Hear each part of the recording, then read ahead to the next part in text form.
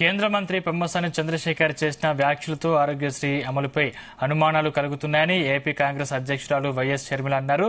ఆయుష్మాన్ భారత్ కార్డులు ప్రతి ఒక్కరూ తీసుకోవాలని అంటే ఇక రాష్ట్రంలో ఆరోగ్యశ్రీ లేనట్లేనా అని ప్రశ్నించారు. ఆయుష్మాన్ పథకమే ఇక అమలు చేయాలి అనుకుంటున్నారా అని నిలదీశారు. ఆరోగ్యశ్రీ నిలిపివేసే ఆలోచన మీ కూటమి సర్కార్ చేస్తుందా? అందుకే పథకానికి నిధులు ఇవ్వకుండా నిర్వీర్యం చేస్తున్నారా అని కూటమి ప్రభుత్వాన్ని వైఎస్ షర్మిల నిలదీశారు.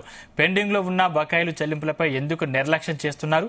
బిల్లులు చెల్లించే మీ ప్రభుత్వమే బిల్లులు రావడం లేదు అని చెప్పే సమాధానం దేనికి సంకేతమని ప్రశ్నించారు. ఆయుష్మాన్ కింద కేంద్రం ఇచ్చే 5 లక్షలతోనే సరిపెడితే మరి రాష్ట్రం ఇచ్చేది ఏమీ లేదా అని అడిగారు. ఆరోగ్యశ్రీ కింద ఇక వైద్యం లేదని చెప్పకనే చెప్తున్నారని అనుమానం వ్యక్తం చేశారు.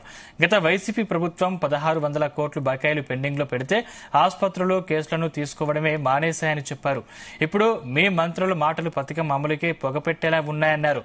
దీనికి CM Chandrababu Naidu, deputy CM Pawan Kalyan వెంటనే సమాధానం చెప్పాలని డిమాండ్ చేశారు షర్మిల.